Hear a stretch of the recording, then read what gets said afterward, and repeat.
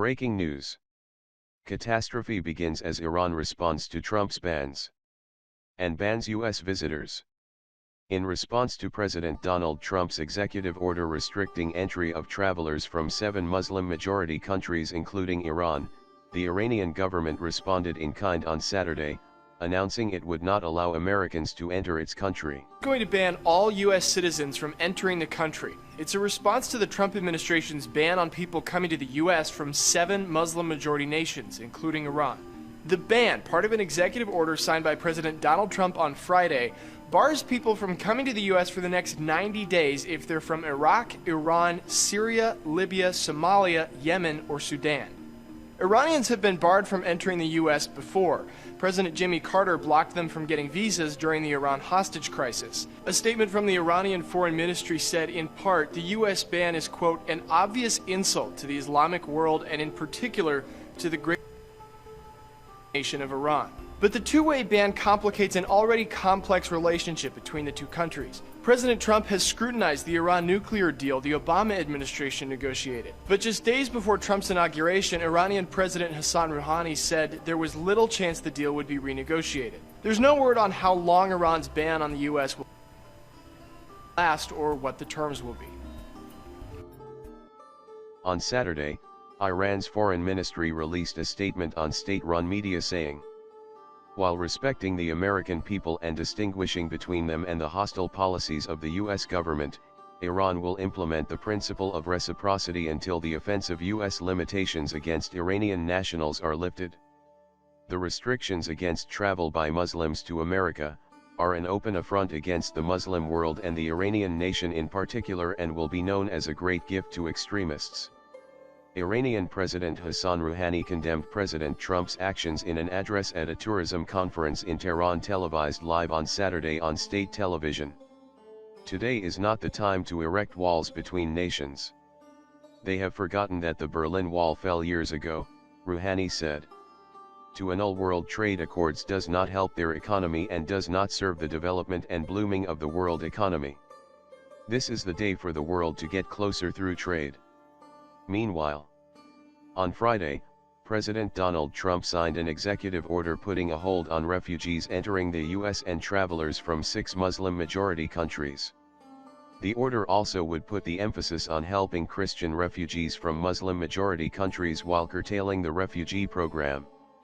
The order suspended the entry of refugees into the United States for 120 days and directs officials to determine additional vetting procedures. The order bars entry to travelers from 7 Muslim-majority countries linked to terrorism for 90 days, Iraq, Syria, Iran, Sudan, Libya, Somalia, and Yemen. This includes travelers with immigrant and tourist visas. Green card holders from those countries will also be excluded from entering, and only those holding diplomatic visas will be permitted into the U.S. The executive order immediately suspended issuance of new visas and other immigration benefits from these countries. The ban also put an indefinite moratorium on refugees from Syria. The total number of refugees admitted into the United States in 2017 would also be limited to 50,000, reduced from the current level of 110,000. Trump's order will also cancel the visa interview waiver program, allowing repeat travelers to the United States to be able to forego an personal interview to renew their visa. These travelers will now have to have in-person interviews as part of a stricter vetting process. These time limits went into effect immediately and caught many travelers by surprise, forcing them to return to their countries of origin. Titled Protection of the Nation from Foreign Terrorist Entry into the United States, the executive order made good on a campaign promise Trump reiterated in his inaugural address, to protect U.S. citizens from radical Islamic terrorism. The text cites the 9/11 attacks, and State Department policy that allowed the terrorists to enter the country. I'm establishing new vetting measures to keep radical Islamic terrorists out of the United States of America.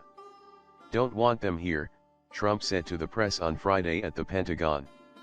We only want to admit those into our country who will support our country and love deeply our people. The order also gave the Department of Homeland Security leeway to prioritize refugee claims made by people on the basis of religious-based persecution if the person applying for refugee status is a minority religion in the individual's country of nationality. This effectively makes it easier for Christians in majority Muslim countries to enter the United States than it would for Muslims from those countries. "We are going to help them," Trump said in a pre-recorded interview with the Christian broadcast network. "They've been horribly treated. Do you know, if you were a Christian in Syria it was impossible, at least very tough, to get into the United States? If you were a Muslim you could come in, but if you were a Christian, it was almost impossible, and the reason that was so unfair, everybody was persecuted in all fairness, but they were chopping off the heads of everybody but more so the Christians. And I thought it was very, very unfair." Thanks for watching. Like and share, and don't forget to leave your comments.